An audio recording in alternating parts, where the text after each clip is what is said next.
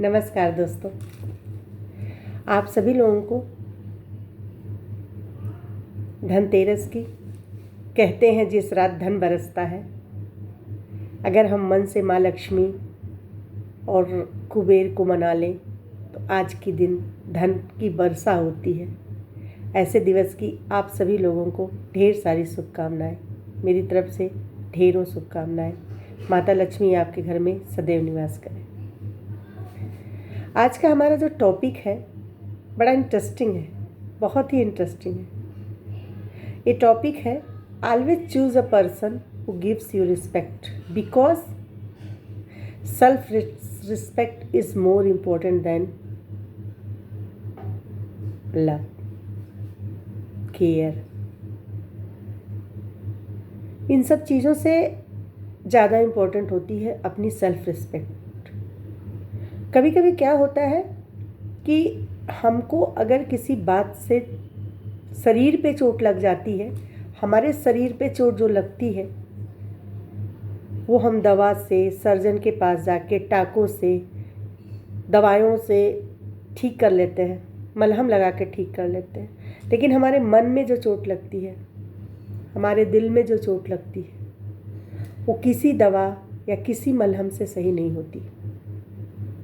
वो जीवन भर जब जब वो व्यक्ति आपके सामने आता है या जब जब वो इंसान या वो समूह, ऐसे लोग आपके सामने आते हैं, तो आपका वो दर्द ताज़ा हो जाता है, आपका वो दर्द तुरंत रिफ्रेश हो जाता है। क्यों? क्योंकि वो चोट हमारे सेल्फ रिस्पेक्ट को लगी, हमारे मन को लगी है।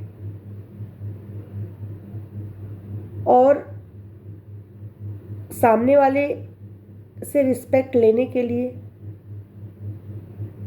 हम क्या करते हैं, कभी कभी अपने जैसे बच्चे होते हैं, छोटे बच्चे जैसे होते हैं, सबसे ज़्यादा वो अपनी माँ से जिद करते हैं, सबसे ज़्यादा वो अपनी माँ को परेशान करते हैं। हर बात के लिए अपनी माँ से रोते हैं, हर बात के लिए अपनी माँ से जिद करते हैं, हर बात के लिए अपनी माँ को परेशान करते हैं। उनको पता है कि जो माँ का डिटैचमेंट है, जो माँ का अटैचमेंट है, उतना पिता का नहीं है।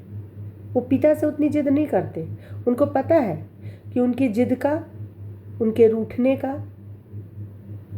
सिर्फ माँ पे असर पड़ेगा, क्योंकि माँ उनसे इमोशनली अटैच है। माँ 9 महीने पेट से लेके, रातों के जगने से लेके, उनकी हर हरकत पे, हर एक स्थिति पे माँ अपनी नज़र बना के रखती है। तो बच्चे भी माँ को ऑब्जर्व करते हैं कि किस पॉइंट पे माँ मुझे सबसे ज़्यादा प्यार करती है,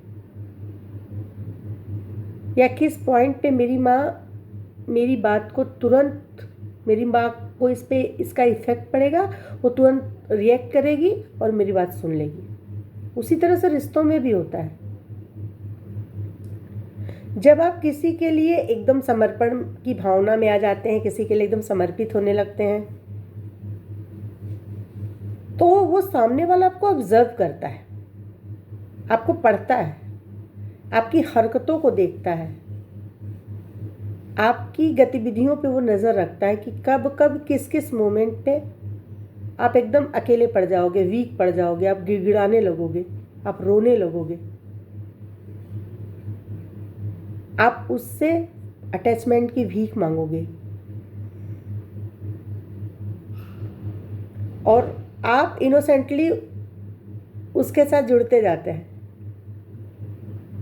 और सामने वाला आपको पढ़ता जाता है और इतना गहरा पढ़ लेता है। और इसमें उसी व्यक्ति की क्षति होती है जो व्यक्ति बिना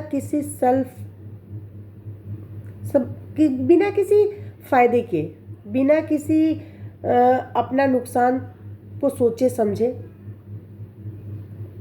वो इस व्यक्ति के लिए हर चीज़ उपलब्ध कराने लगता है, उस व्यक्ति के लिए अपना 100% देने लगता है और वो आपको पढ़ता जाता है। जैसे उसने अपने दिमाग में एक नोटबुक बना के रखी है, जैसे उसने अपने दिमाग में आपकी गतिविधियों की एक डायरी मेंटेन की है।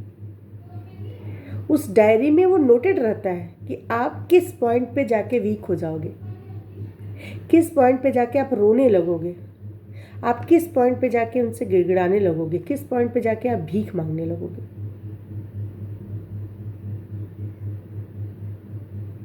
फिर क्या होता है, जब पढ़ लेते हैं, चाहे फैमिली हो, चाहे बच्चे हों, चाहे परिवार हो, चाहे समाज हो, सब पढ़ते हैं आपको। उनको लगता है कि आप किन चीज़ से हर्ट होते हैं, किन गतिविधियों से हर्ट होते हैं, किस चीज़ को अधिक करने से आप हर्ट होंगे। आपकी कमज़ोरी को पकड़ के रखते हैं और फिर आप क्या करते हैं, गिड़गिड़ाते हैं, रिक्वेस्ट करते हैं। वहीं से आपका डाउनफॉल शुरू, वहीं से आप धीरे धीरे धीरे धीरे डाउन होने लगते हो। और जिससे जैसे ही आप डाउन होते हो, वैसे सामने वालों की ईगो सेटिस्फाइड, खुश, मन ही मन खुश, अब तो विकेट गया, अब हमें कुछ करना नहीं है, हम बैठ के बस खाली देखेंगे।